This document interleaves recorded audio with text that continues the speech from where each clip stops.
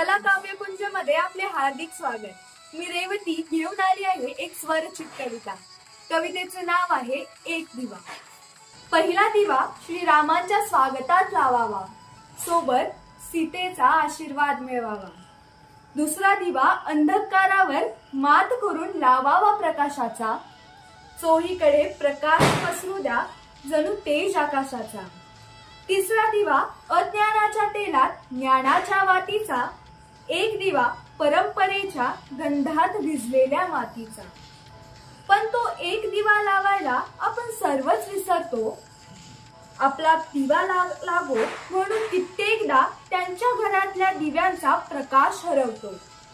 चला या दिवाळीला एक दिवा मनापासून त्यांच्यासाठी लावूया।